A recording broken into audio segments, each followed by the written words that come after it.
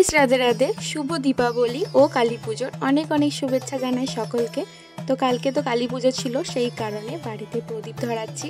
আর আমার ক্যামেরাম্যান কে জানো? এই যে সন্টু, দেখতে পাচ্ছ কত কিউট ক্যামেরাম্যান। পুজো করেছি ঠিকই, কিন্তু এমনি এমনি করিনি। কালী পুজোয় আমরা সকলে মিলে যাচ্ছি মলুটি, আর মলুটিতে তো কত ধুম হয় তোমরা জানোই। তো সেই কারণে প্রত্যেকবারের মতো এইবারও একটু নতুন, কারণ দিদিরা এসেছে। কালী পুজোতে দিদিরা তো কখনো আসে না, তাই সকলে মিলে চললাম আমরা মলুটিতে। তোমাদের সাথে কথা বলতে বলতে মলুটির মাঠও চলে এলাম, যেখানে কিছুক্ষণ পর যে বাজি ফোটা আরম্ভ হবে তারই প্রস্তুতি চলছে।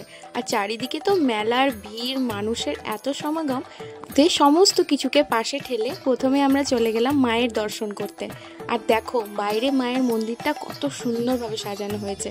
তারপর ভিতরে ঢুকে আমরা লাইনে দাঁড়িয়ে গেছি, কারণ মাকে দেখার আমরা একাই ভক্ত নেই, সকলেই আছে। রকমে অনেকক্ষণ লাইনে দাঁড়িয়ে থাকার পর ভিতরে যাওয়ার সুযোগ পেয়েছি। আর মনটা শান্তি হয়ে গেল তখন, যখন মায়ের দর্শন পেলাম। জয় মৌলাক্ষী মা। সকলে মায়ের দর্শন করো আর নিজেদের মনস্কামনা মায়ের সামনে তুলে ধরো। তারপর হবে আসল মজা, মানে মলুটি কালী পুজোতে যেই জন্য বিখ্যাত বাজি ফোটা, সেইটাই এখন শুরু হবে। তার জন্যই মাঠে এত মানুষের আয়োজন। কোনো কথা বলবো না, তোমরা এবার বাজি ফোটা দেখতে থাকো। তো চলো।